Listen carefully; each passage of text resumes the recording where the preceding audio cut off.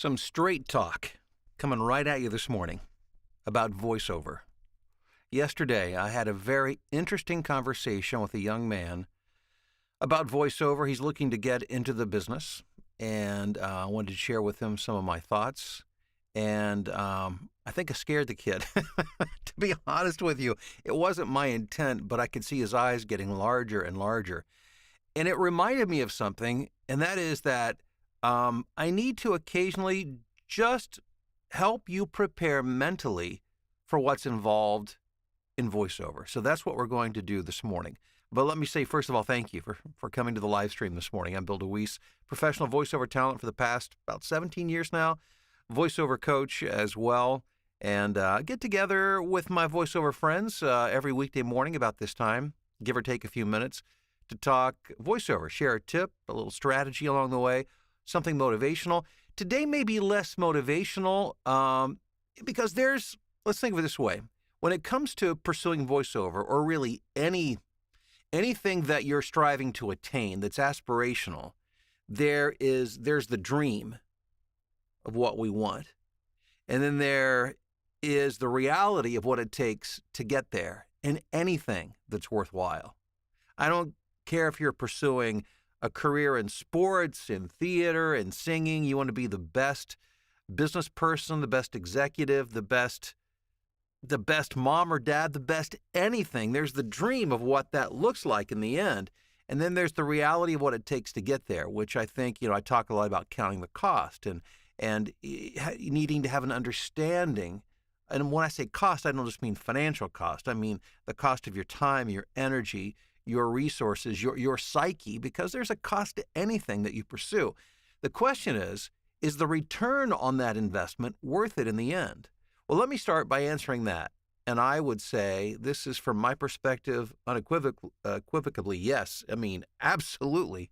Voiceover's been, it's amazing. It's provided for my family in a way that, I didn't even know that.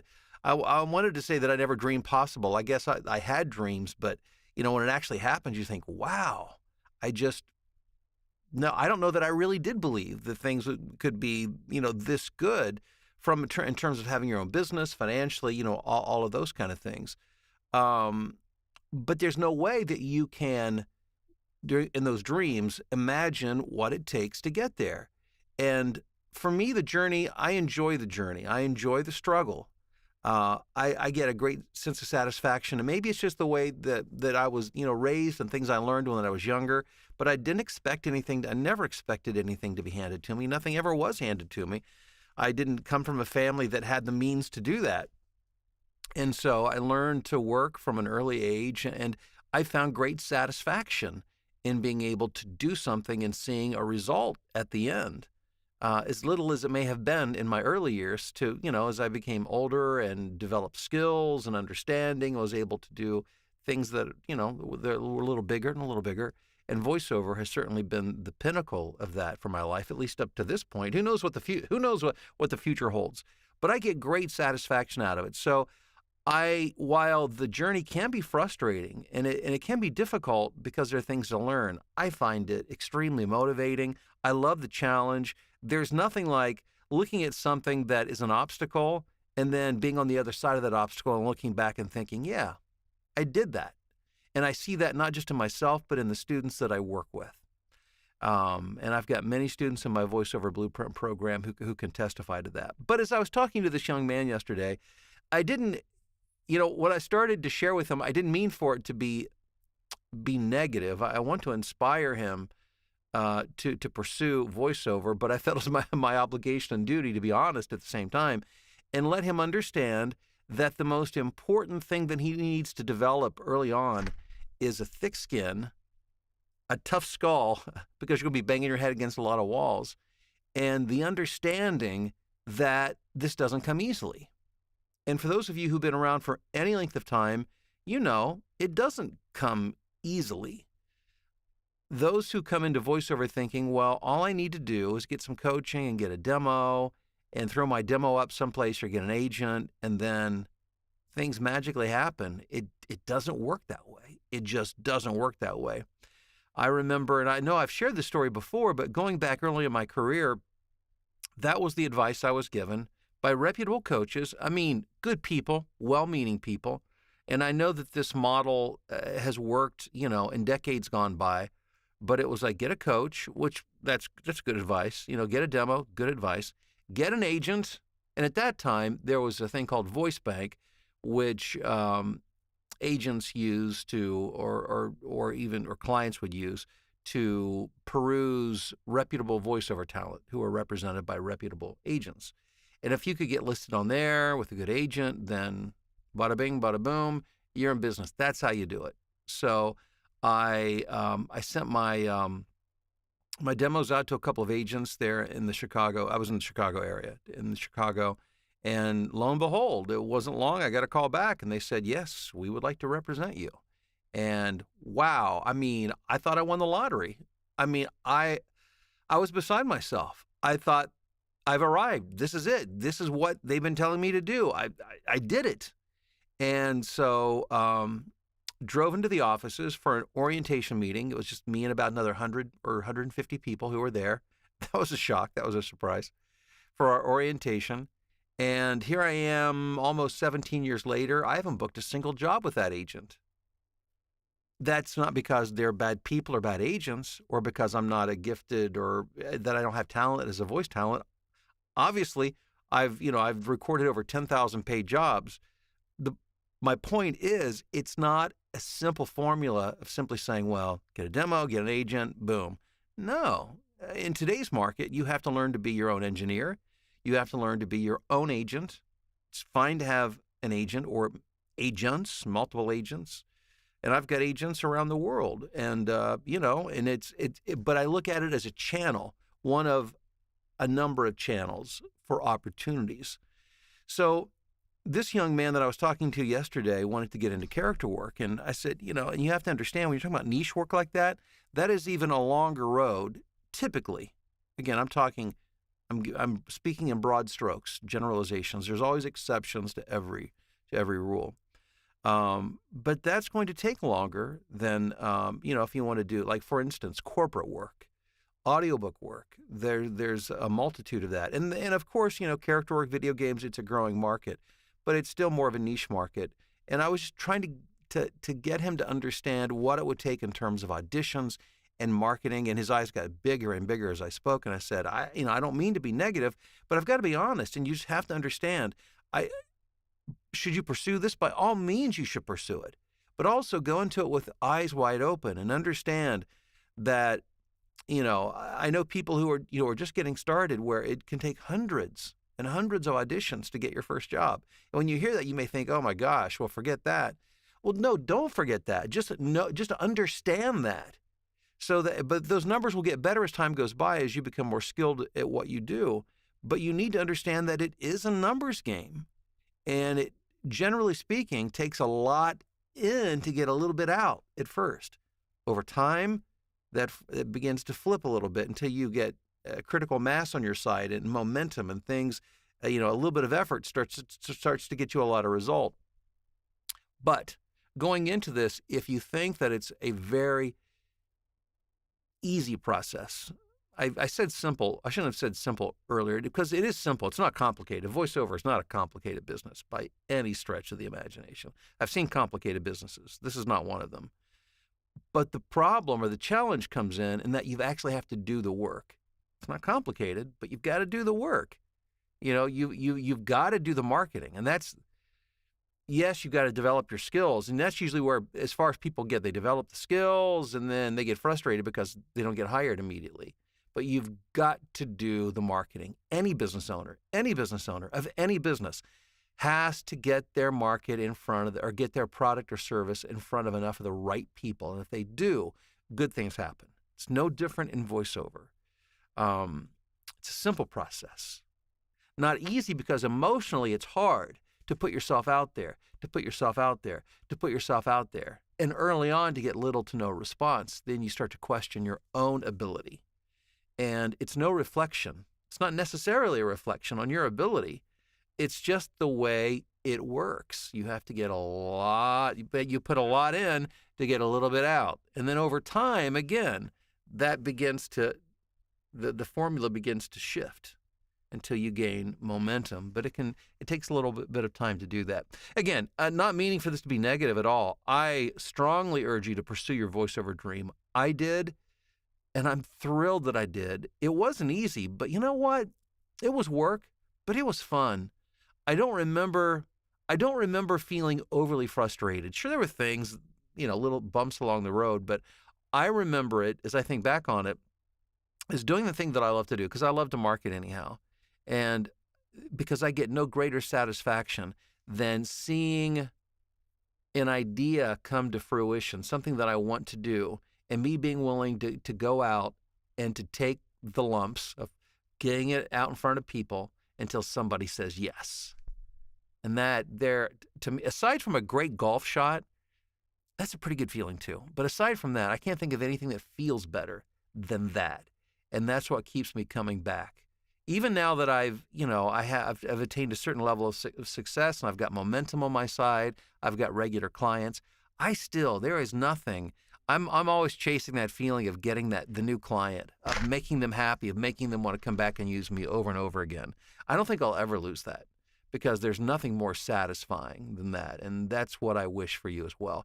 And by the way, if you're saying, okay, Bill, I understand. I need to learn some more about this. Go into the description. I've got links to a lot of resources in the description, but the first link is a link to my VoiceOver Blueprint program, where I teach, I train, and mentor people to do just that.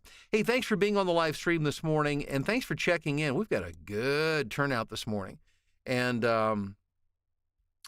yes, just if you let me know your name and where you're listening or watching from this morning. I like to do at the end of the video, for those of you who like to hang around, I love to do a roll call. Let's just, it reminds me of my days of being a child and watching Romper Room. And if you're really young, you don't even know what I'm talking about, but it was a TV show. And the host was a young lady who would look like into this magic mirror, and she would say, and I see, Bobby and Susan, and she started giving these names, of course, just generic, names that a lot of people had. And I was always waiting every morning for her to say Billy, because I thought, oh my gosh, she saw me through her magic mirror.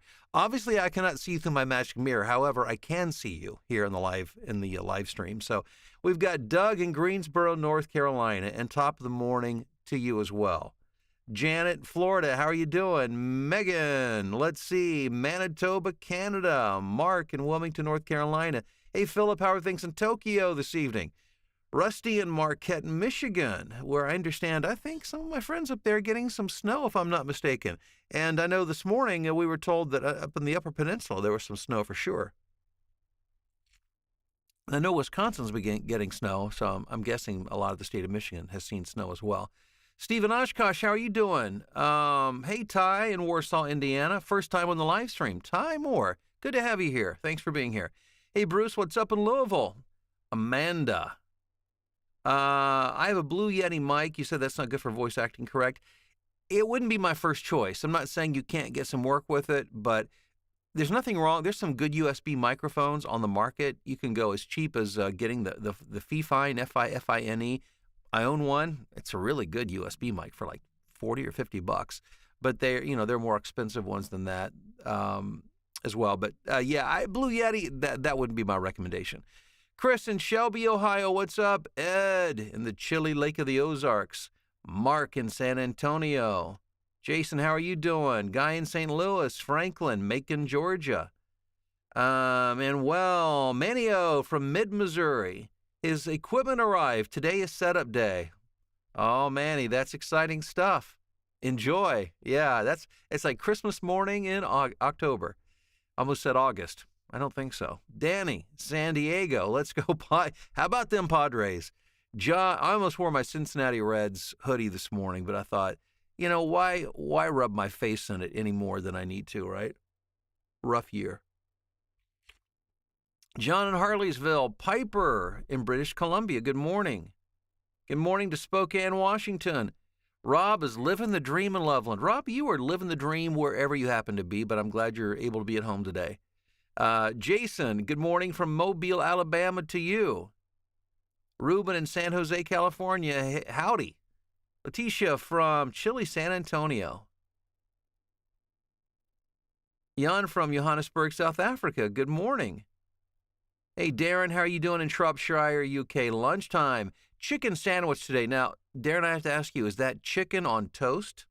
And I mean that in all seriousness. Is like everything at lunchtime on toast, or is a chicken sandwich just a couple of slices of white bread, untoasted? I'm curious. I've never been to the UK. Would love to go sometime. Maybe someday I can do like a coaching event in the UK. Wouldn't that be fun? That would be a good time. If I could get enough of you guys together, I would seriously consider that. Think about it. Organize. Get it together. Give me a date and a time. Mike, what's happening in Calgary? Just confirmed his first job on Upwork last night. Oh, Mike, that's awesome. Congrats. Vitor, Italy. When and how did I realize I wanted to become a voice actor? Yeah, for me, I worked in radio broadcasting. I wanted to be in radio when I was 12 years old. I knew at a very early age, and that's what I pursued. That's what I did. As I got into the 90s, I really started thinking about, you know what? Here's what I'm going to do.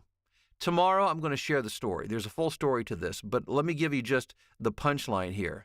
And that is, I got into voiceover because I was losing my job. The company that I was working for was in the process of going out of business. So it was a Hail Mary pass, as we would say here in the U.S., if you're a football fan, meaning I needed to do something. And I thought, well, let me give this a shot. I knew very little about it. Coming from radio or TV doesn't mean you know anything about voiceover. It was a whole new business. And a performance skill set as well. I had to retool myself, kind of reinvent myself. But I did it out of financial necessity, and it was the best financial decision I've ever made. But tomorrow, what I'll do is I'll share more. I'll share my story with you, kind of how I got to that point. I'll make a note of that. Thanks for asking. Good morning, San Diego. Aaron, Boston. It's your cousin Aaron from Boston. Uncle Billion says, I need help, please. Hey, yeah, first link in the description. That's my help. That's the coaching that I offer to help people become successful, profitable in voiceover. Check that out. And when you go there, by the way, there's almost a 1 hour training video. There's no cost to it. You can watch it and learn a lot right there. It's Chi Chi from Nigeria. Awesome. Thanks for being on this morning. Appreciate that. Franklin, thanks for being on the live stream this morning. Jody, sunny San Diego. Thanks, Jody, for rubbing our face in it. I've got chili in the Ozarks. We got snow in Wisconsin. And then we've got Jody working on his tan in San Diego. Jody, I'm happy for you. That's awesome. And I can't wait for summer to roll back around here in the Midwest. Hey, Steve in Bucyrus, good morning to you. David in Lexington. Some of the most beautiful country in the world down through Kentucky and Tennessee. Love it. And being here in Cincinnati gets me a little bit closer to that. When I lived in the Chicago area, I missed the hills and I didn't grow up in mountains. I mean, I grew up in, hilly, mid-central Ohio. And living on flatland, that was an adjustment. But I've really enjoyed getting back, especially in the fall. And you got the rolling hills. And the trees are changing color. It's magical. Brown Deer, Wisconsin. Good morning. Gertie in Belgium. You've become quite the regular, Gertie. Good to have you here this afternoon. Jean from Louisiana. Another. Okay, it's Hendrik or Undriek. Forgive me if I'm mispronouncing. In Belgium. Thanks for, it's Belgium tuning in here, living in Barcelona. Okay, so good to have you listening from Barcelona this morning. Shen from Kansas City area. Paul says romper room. Wow, I am old. Oh, man, it happens. Before you blink your eyes and it's like, where did it go?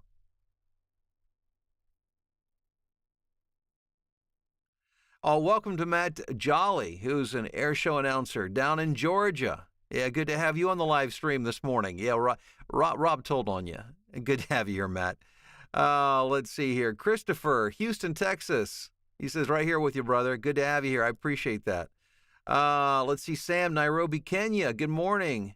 Shia, in Racine, Wisconsin. Been to Racine a few times. Hello from New England. All right, Francesco. Ciao to you as well. John, what's up? Charlotte, North Carolina, in the house.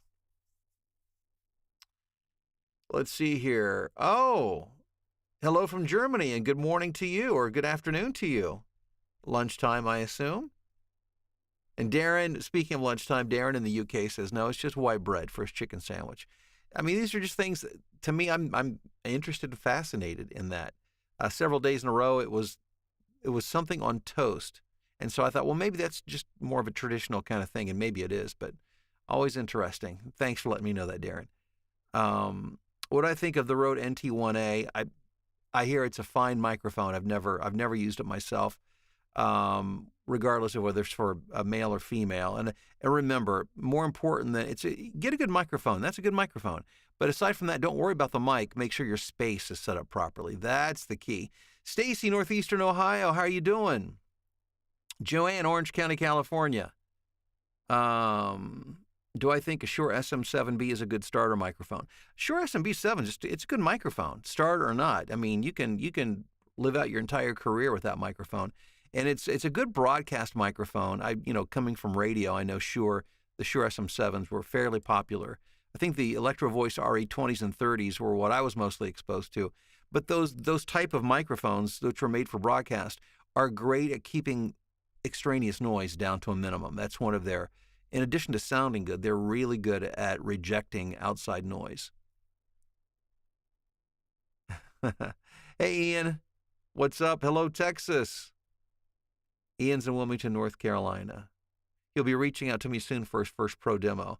Awesome. Thank you, Ian. Appreciate that. Yeah, those of you who need, I am a demo producer. Been doing that for a long, long time. You can reach me at training@build2week. Live stream, Matt in Orlando. Darren says, yes, he'd love for me to come to the UK. Tell you what would be ideal is, I don't know if you're a part of any voiceover groups there in the UK, but if a group of you got together, kind of wanted to sponsor an event, really in any part of Europe would be fun, or wherever around the world. If enough people can get together and make that happen, let me know. Reach out to me. Let's see here. First time on the live stream. Awesome. In Kissimmee, Florida. Wonderful. Thanks for being here this morning. Hello from Germany to you, Brad, or from Cincinnati to you in Germany. And okay, Buffalo. Good morning, Buffalo. Okay, guys. Hey, thanks for being on the stream this morning. And a weird thing, usually people start to file away during my good mornings, but this time our audience grew substantially during that time. This is the biggest audience I've ever seen. Fantastic. Thanks for being here. Make it a great day, and I'll look forward. Tomorrow morning, I'll share with you my story. I'll let you know how I got here and kind of what was involved along the way. Hopefully there'll be a few takeaways that you'll find useful. All right, guys, have a